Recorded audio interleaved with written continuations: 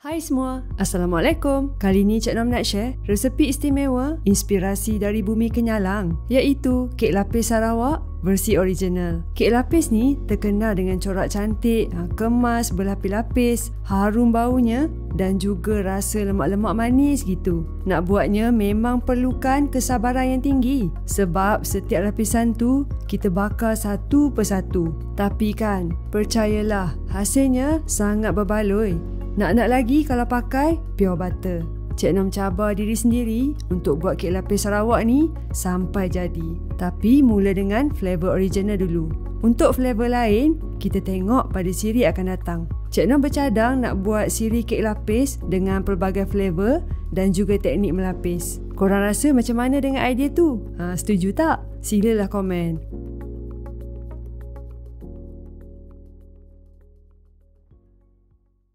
Okey, jom kita tengok cara-cara nak buatnya.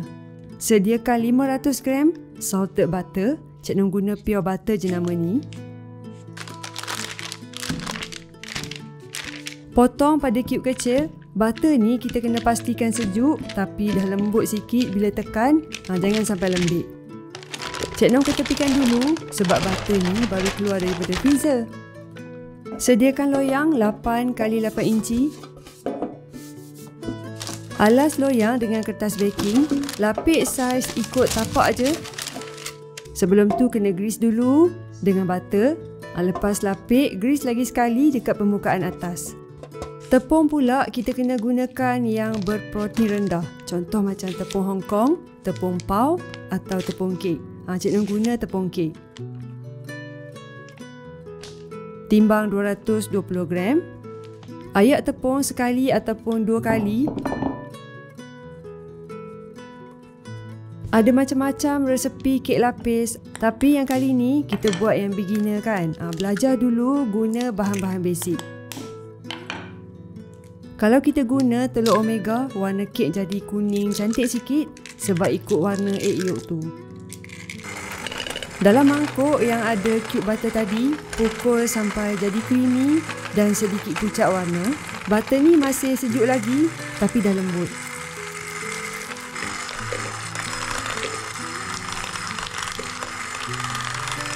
Masukkan 200 gram gula caster.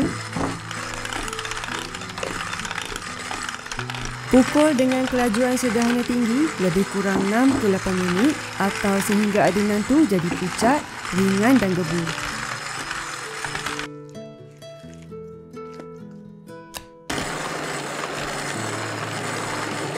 Bila adunan dah kembang, masukkan 1 sudu besar overload. Pukul sekejap sampai sebati.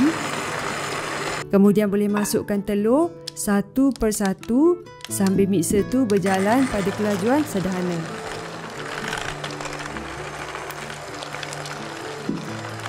Terus pukul sampai adunan kembang dan lagi gebu.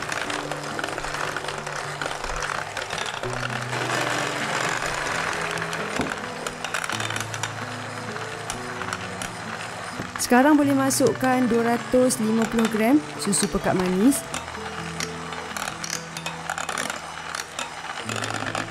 Tambah 1,5 sudu kecil esen vanila untuk potong bawahannya telur. Akhir sekali boleh masukkan tepung kek yang kita dah ayak tadi secara berperingkat.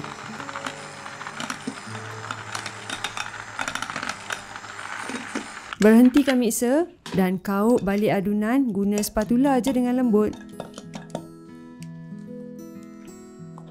Okey, adunan kek lapis dah siap. Sekarang bahagian yang paling penting dan perlukan kesabaran yang tinggi, proses melapis dan membakar. Oven ni preheat dulu. Untuk melapis, kita guna api grill atas sahaja dan Cik Nom set suhu oven 190, kadang-kadang 200. Tengok oven anda ya. Untuk setiap lapisan, Cik Nom sukat 110 gram adunan sebenarnya. Ambil loyang tadi yang dah alas, tuang adunan lapisan pertama.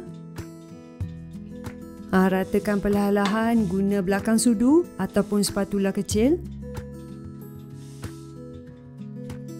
Masukkan loyang dalam oven panas kat rak tengah.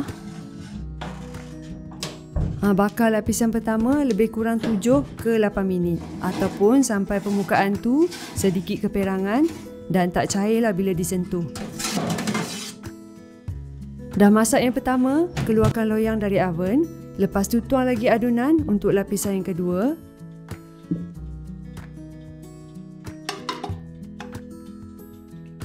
Masukkan dalam oven. Untuk lapisan kedua dan seterusnya, masa bakar lebih cepat dalam 4 ke 5 minit saja setiap lapisan ataupun sampai permukaan nampak perang sikit. Keluarkan. Ini teknik yang penting. Lepas bakar, terus tekan perlahan-lahan permukaan kek guna alat penekan kek lapis. Bentuknya lebih kurang macam ni, tapi ni pembaris tau. Kalau yang penekan tu bentuknya macam 4 segi tepat sikit. Sebab Cik Nom tak ada, Cik Nom guna je yang ni, yang mak yang besi ni.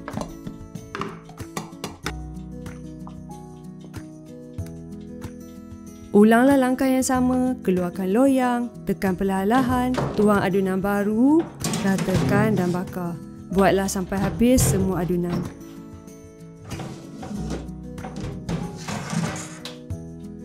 Proses ni memang makan masa, jadi kena banyak bersabar. Jadi faham kan kenapa kek lapis orang jual mahal.